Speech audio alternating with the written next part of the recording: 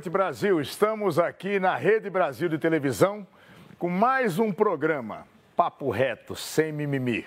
Aqui a conversa é franca, ela é direta, ela é objetiva. A cada programa, mais a população brasileira está se encantando com os nossos convidados, que são pessoas autênticas, que conhecem do que estão falando. E hoje eu tenho a felicidade de ter aqui no Papo Reto, sem mimimi, ele que é um grande amigo há mais de 35 anos, policial militar de carreira, piloto de helicópteros, que não pensava em ir para a área política, mas recebeu uma intimação da sociedade brasileira, deixou a carreira de piloto de helicóptero, se tornou deputado federal por São Paulo e hoje é uma das figuras mais emergentes no Congresso Nacional, um dos deputados federais mais atuantes, seja pelas suas posturas, seja pelas suas convicções. É esse aí que estará conosco. Formado pela Academia do Barro Branco em São Paulo, o coronel Márcio Tadeu Anhaia de Lemos foi eleito deputado federal pelo PSL nas últimas eleições com 98.373 votos. Oficial da Polícia Militar do Estado de São Paulo desde 1984, graduado em Direito pela Universidade de São Paulo e mestre em Ciências Políticas de Segurança e Ordem Pública, o deputado atua em políticas que reforcem a segurança, a educação e o combate à impunidade. Após 33 anos de carreira na Polícia Militar, ainda foi piloto comercial de helicópteros e é autor de livros sobre segurança pública.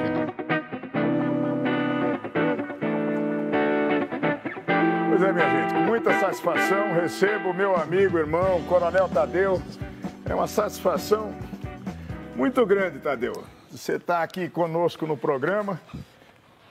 Eu conheci o Tadeu quando ele ingressou na Academia do Barro Branco e depois acabou se tornando oficial da turma de 1984 da Polícia Militar, fez uma carreira brilhante na Polícia Militar e, de repente, teve um chamado aí, um tranco para ajudar a mudar o Brasil. Como é que foi, Tadeu, essa sua vida na Polícia Militar e esse instante que você acabou entrando para a área política? Foram 30 anos que passou muito rápido, parece que não, mas passa rápido 30 anos. E após a carreira, deu aquele gosto, né, de criança, de voar um avião, voar um helicóptero, e aí eu consegui realizar o sonho, chegando a ser comandante de helicópteros, e depois veio o fatal, né, e aceitável convite para entrar para a política e passar a defender a sociedade, né? Então hoje estou bem como deputado federal, desempenhando um mandato. É difícil, a função é difícil, é muito trabalho, é muita pauta para a gente resolver, mas estou satisfeito em saber que cada movimento meu dentro da Câmara dos Deputados, eu estou ajudando alguém com certeza. O que é mais difícil no Brasil? Ser policial nas ruas, ser comandante de tropa como você foi, ou ser um político dentro do padrão que a sociedade espera? Sem dúvida nenhuma, ser policial é muito mais fácil. Você sai para a rua, fácil mesmo? Mais fácil. Enfrentar o ladrão de arma na mão é mais fácil? Muito mais fácil. Você vai atender uma ocorrência, você volta com ela resolvida, né? E se você tem uma satisfação muito grande em poder servir a sociedade, esse sentimento é o que deveria pairar na cabeça de todo político e às vezes não é. Portanto, a missão de ser deputado ela é muito mais difícil. Para você conseguir realizar aquilo que na sua cabeça é muito óbvio, você entra dentro de um plenário com 513 pessoas diferentes, de diversas origens, e aí você vai ter que discutir aquela ideia que para você é óbvio, chega lá dentro, o mundo se diferencia, ele vira de ponta cabeça, e aí é onde você começa a, às vezes, até se sentir impotente. Fala, poxa, por que eles não enxergam tanta obviedade como eu enxergo? É que a nossa função lá atrás nos deu justamente esse respaldo de saber fazer aquilo que é 100% correto. Então é mais fácil fazer com que se aplique a lei lá na ponta da linha no serviço policial do que elaborar a lei. Não tem a menor dúvida disso, né?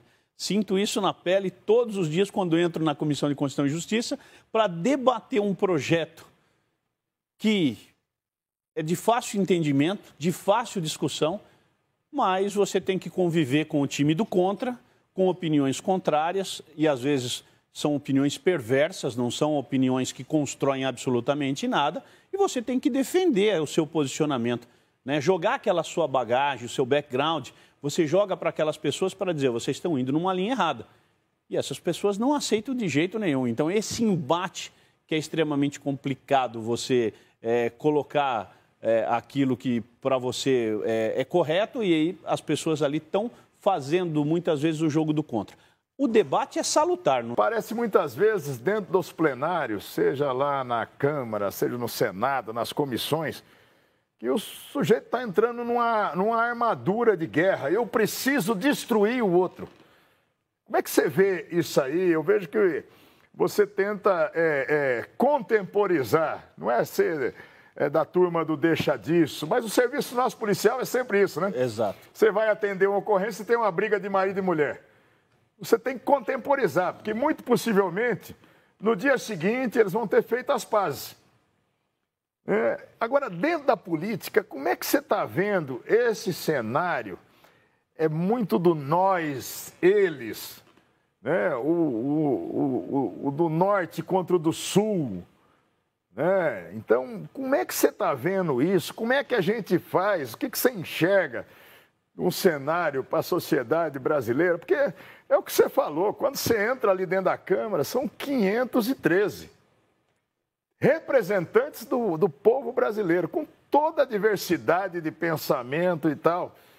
Mas eu acho que a turma está exagerando. Daqui a pouco vão começar a se engalfinhar nas mãos. Às vezes a gente vê alguns parlamentos na Ásia, na África, onde literalmente as pessoas entram em contendas físicas. E eu estou vendo que muito proximamente, se a gente não tiver um simancol dentro da área política e todo mundo ter esse entendimento que você falou na resposta anterior, nós podemos ter problemas sérios. As pessoas estão perdendo o respeito pela outra pessoa que também foi eleita, né? Exato. Tem que se tomar muito cuidado para não legislar em causa própria. A pessoa tem que ser muito responsável, principalmente com a sua própria consciência. Exemplo disso, nós tivemos aí recentemente essa discussão da prisão em segunda instância. É um tema extremamente polêmico, as pessoas não entendem, passa por conceitos do Código de Processo Penal, do Código Penal e da própria Constituição brasileira.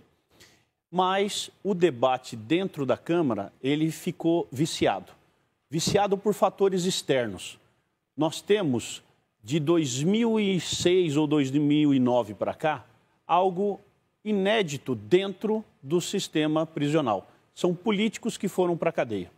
Até então, a segunda instância era cumprida rigorosamente como diz o próprio Código de Processo Penal e não havia sequer uma interpretação diversa disso. Quer dizer que o mensalão é onde começou isso tudo, essa encrenca? O mensalão, exatamente, o mensalão é o marco dessa mudança de interpretação. Até então, o sujeito era condenado em primeira instância, condenado em segunda instância, falando o jargão dos adolescentes, game over, acabou. Pobre, preto, polícia, tudo com P. Na cadeira, facilzinho, todo mundo cumpria. Quando foi o político, aí a coisa começou a pegar e aí passaram... O homem não tem conversa não, é papo reto mesmo. Passaram a dar uma interpretação, precisamos mudar esse conceito previsto na Constituição, de sentença transitada em julgado, e aí então o sistema nosso, né, ele passou a ser perverso. Passou a jogar contra a sociedade. Mexeu com o político, agora nós precisamos mudar um pouco esse caráter. E passou a ter, então, essa flexibilidade da lei em permitir que políticos respondessem em juízo até que fosse julgado em quarta instância, passando pela terceira, Supremo Tribunal de Justiça e quarta, Supremo Tribunal Federal. Tadeu, até didaticamente para a população, você que tem uma formação jurídica sólida, aluno do Largo São Francisco, a faculdade com maior aprovação no país, não posso nem contar, mas na turma dele tem 2 ministros do Supremo hoje. Daqui a pouco nós vamos falar do Supremo, que o que eu converso, o papo é reto mesmo, mas A turma do Tadeu tem um legado muito grande aí de grandes especialistas no direito. Mas quer dizer, então, que na hora que a classe política começou a ser afetada, na hora que grandes empresários também começaram a ser condenados, se mudou, Tadeu, porque só para dizer, né, são 4 graus, é raro um país onde tem 4 instâncias de julgamento possíveis, né? Então começa lá com o juiz de primeira instância, vai para os tribunais, a terceira instância, o Superior Tribunal de Justiça e ainda sobra a Corte Máxima nossa, que é o Supremo Tribunal Federal, que tem lá a responsabilidade de ser guardiã da Constituição. E aí o povo não entende realmente o que é que está acontecendo, né? O que está acontecendo é muito simples. No momento em que passou a se prender político e empresário de alto calibre, com bastante obra, com bastante contrato com o governo e envolvido em negociações de propina, a regra passou a ser mudada. E aí essas pessoas passaram realmente a ir para a cadeia somente se o Supremo Tribunal Federal julgar. Então, passou do que era a segunda instância, né, para a quarta instância de uma hora para outra.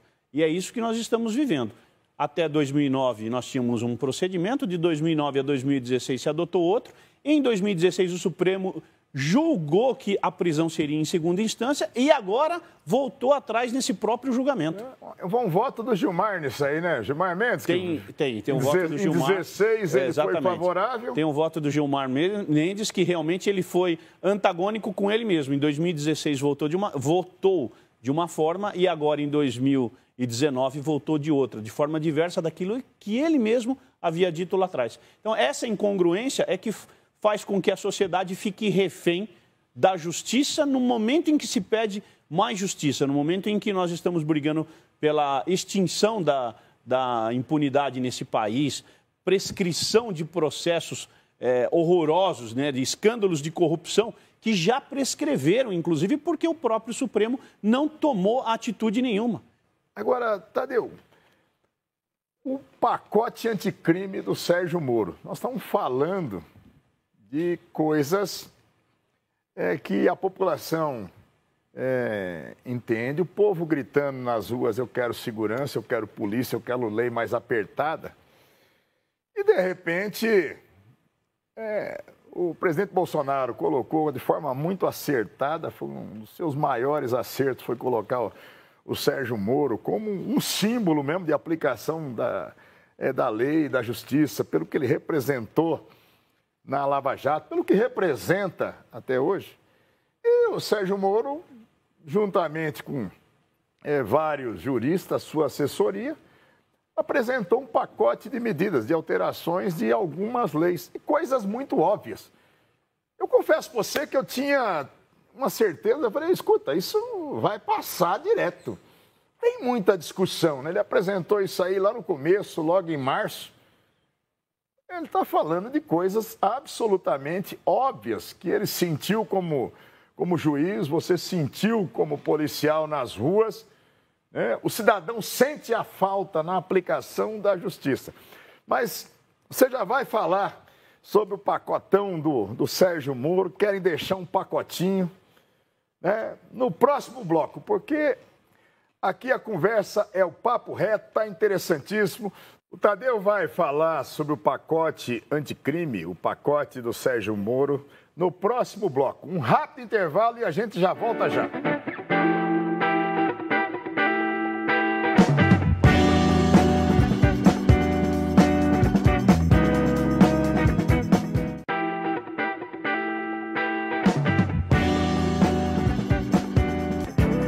Estamos de volta com Papo Reto Sem Mimimi.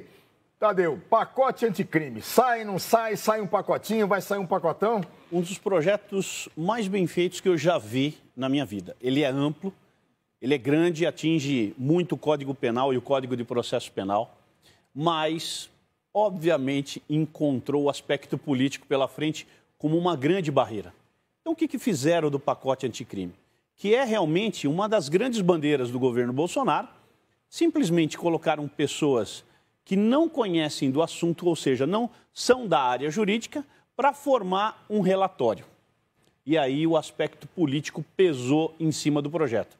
E ele foi praticamente desfeito pela comissão. Povo aí, como é que é formado esse grupo aí, né? Que não é nem uma comissão especial, né? Como é que foi isso aí? Explica para as pessoas que é a indicação dos partidos, que não necessariamente são os com maior saber jurídico dentro dos partidos. Explica isso para o povo. O projeto ele entra dentro da Câmara dos Deputados. A partir de então, ele, por decisão de ofício do presidente da Câmara, ele montou uma comissão de deputados onde todos os partidos precisam realmente mandar representantes.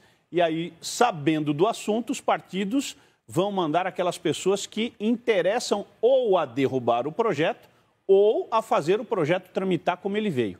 E, infelizmente, não foi da melhor forma, né, que nós esperávamos que fosse. O projeto, realmente, essa comissão que foi montada foi feita para derrubar o projeto. Tirar do projeto as principais partes. Mas, Tadeu, o povo não está pedindo, pelo amor de Deus, segurança? Exato. O povo pede, mas dentro da casa, e aí onde a gente sempre fala que a participação do povo é extremamente importante para se pressionar os deputados, e isso praticamente ficou escondido, não se deu tanto alarde como se deveria, e o projeto ele praticamente secou. Ele já foi finalizado esse relatório, mas foram tiradas vários itens importantes do projeto. Por exemplo, o tal do plea bargain, que seria uma negociação entre o Ministério Público... Como tem nos Estados Unidos. Exatamente. Foi retirado. Aquela negociação entre o promotor e o acusado, o autor do crime... no filme americano, que resolve na hora. Vamos resolver na hora. Agora. Você cumpre 5 anos agora e não continua o processo. Exatamente. O que tem de ruim nisso? Nada. Só iria economizar, o bandido iria mais rápido para trás das grades, ou seja, nós estaríamos praticando a punibilidade mesmo, né? Deixando de lado a impunidade. Todo mundo ia ficar satisfeito, cometeu o crime hoje, amanhã você já está atrás das grades, julgado, que seria a coisa mais maravilhosa do mundo. Mas, infelizmente, isso foi retirado. E outros itens como esse, por exemplo, o número de recursos, porque hoje na Justiça nós sabemos, né? Recorreu é perder de vista, né? É botar o boné e falar assim, quando é que eu vou ver esse recurso sendo julgado por um órgão superior? Então, o número de recursos hoje que nós temos na Justiça é absolutamente inaceitável. Pimenta Neves, aquele jornalista do Estadão, que matou declaradamente a sua namorada. Matou, é um assassino comprovado.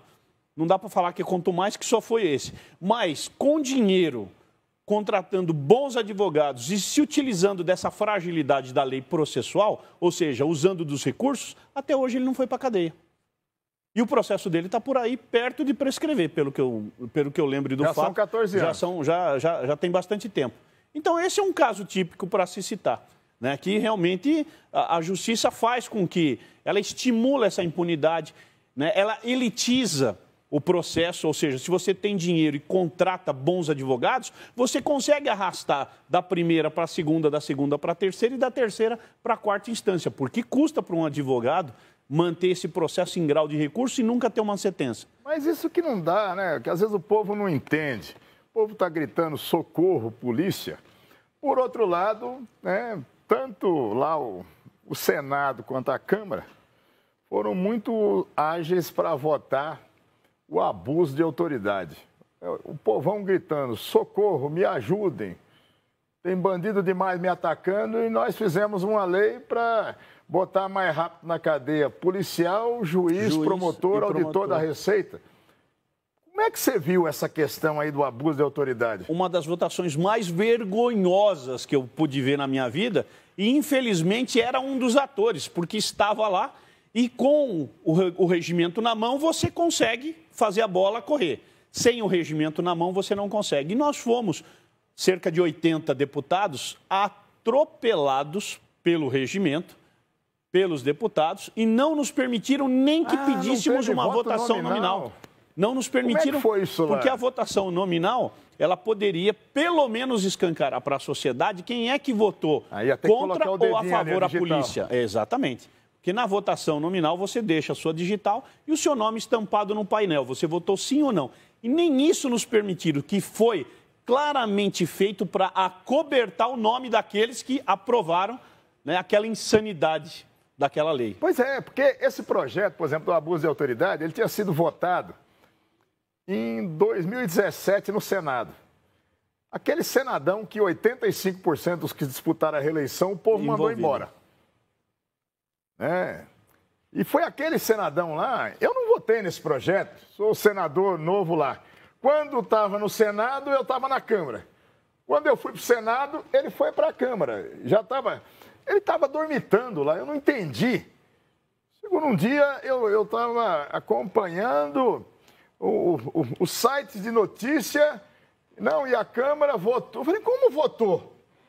Aí eu vi vocês num atropelo lá, brigando com o presidente da Câmara, o presidente da Câmara dizendo que estava cumprindo o regimento. Isso mesmo. Que se danasse quem não quisesse, que recorresse, Mas, e aí, nesse pacotão aí é que vieram essas pérolas maravilhosas aí que estão na lei de abuso de autoridade. Exato. E lembrando que esse projeto de abuso de autoridade, ele surgiu em retaliação a uma ação da justiça frente a um político.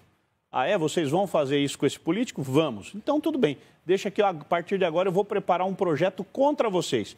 E esse projeto foi elaborado no Senado, eu não lembro exatamente quem é o autor, mas isso foi feito na legislatura anterior pelo Senado, foi elaborado e foi aprovado nas duas casas, mas numa rapidez que realmente, se a Previdência tivesse sido aprovada com tanta rapidez, se a reforma tributária tivesse sido aprovada, se a reforma política tivesse aprovada com uma rapidez dessa, o Brasil não estaria do jeito que está hoje. Entrando para esse lado agora, como é que você viu essa coisa toda aí? Como é que foi essa experiência? Porque as pessoas às vezes não entendem. Hoje, eu modestamente também tenho participado desse processo. Você dizer que o policial tem que ter requisitos especiais, muitas vezes de aposentadoria, de previdência, às vezes as pessoas ficam falando, pô, esses caras são corporativistas, estão defendendo só a própria camisa. Como é que você enxergou tudo isso aí, esse debate, esses campos de debate, e como é que você se sente satisfeito, contemplado, foi proporcional o resultado com o trabalho que você realizou? Como é que você viu isso tudo? Bom, nós tivemos 2 projetos de previdência tramitando. O primeiro, a Previdência Geral de todos os trabalhadores, e depois o projeto dos militares, que vieram em momentos diferentes, mas acabaram se encontrando, estão praticamente, um já foi sacramentado e o outro está prestes a ser sacramentado, que seriam dos militares. Sobre a Previdência, o Brasil ele estava num verdadeiro colapso, indo para um colapso financeiro, e isso não há matemática que resolvesse isso. Então, em 10 anos, nós teremos um país quebrado por vários fatores, vários. Um deles é a questão previdenciária. Todos os outros ex-presidentes tentaram uma reforma da Previdência. E aí veio mais uma reforma, a do Bolsonaro, foi ousado, no primeiro ano de mandato, mandou o projeto para lá, que previa uma economia X, 1 trilhão e 300 bilhões, e acabou saindo satisfeito com uma economia entre 800 bilhões e 900 bi em 10 anos. Isso é fato, isso realmente vai contribuir muito para a saúde financeira do país. Às vezes é difícil você explicar para o povo por que tanta agressividade na Previdência, é porque nós estamos atrasados. Isso já era para ter sido feito lá em 94, 95, 96, infelizmente não foi feito e o problema só veio se agravando. Em 10 anos nós não teríamos dinheiro, simples. Colapso total, não teríamos dinheiro para pagar absolutamente ninguém. Então você está satisfeito com o trabalho desenvolvido? Sim. Até a imprensa mesmo fez matéria dizendo, olha, nesse ano o deputado Coronel Tadeu foi o cara que mais defendeu o governo Bolsonaro e o Bolsonaro em plenário, por consequência a Previdência. Exatamente. Precisava fazer? Precisava, isso não tinha como. A questão dos militares é justamente em função da profissão que eles exercem. É uma profissão de risco. Nós temos profissionais, tanto das polícias militares, bombeiros militares e das próprias Forças Armadas. É uma profissão que está combatendo a criminalidade o tempo inteiro, e não tem hora para morrer. A qualquer momento, o sujeito pode realmente tombar em combate, e virar um herói. Essa profissão, houve até um entendimento da Câmara da Câmara toda, né? Praticamente dos 513 deputados, não vi ninguém absolutamente contra em reconhecer que realmente esses profissionais são diferenciados. E esse reconhecimento foi dado na Câmara dos Deputados e agora provavelmente vai ser dado também no Senado e nós teremos realmente somente essa categoria. E é bom deixar bem claro para a população que nós não estamos privilegiando ninguém. Somente essa categoria dos militares é que vai ter uma aposentadoria especial só. Aí vamos perguntar, juiz? Não. Promotor? Não. Político, que é onde a população mais fica preocupada. E os políticos? E a aposentadoria dos políticos? Acabou. Acabou. É 5.800 igual a todo mundo. Se quiser, pague uma previdência privada e vá receber um pouco mais na sua aposentadoria. Mas é INSS, 5.800 de teto e acabou. Não tem mais privilégio para ninguém, né? E essa foi a maior justiça que nós fizemos. Tadeu, nós conversaríamos por vários programas e vamos conversar. Nós sabemos muito bem que até programas outros você vai fazer com a gente. Quando eu não estiver presente, você vai fazer, porque aqui a conversa é a mesma, no Papo Reto. Vocês viram que o Tadeu, ele fala de tudo, ele conhece todos os assuntos, sabe o que está fazendo e está fazendo um excepcional trabalho. Obrigado, Tadeu. Papo Reto, sem mimimi. Volta no próximo domingo, no mesmo horário, aqui na Rede Brasil de Televisão. Abraço a todos.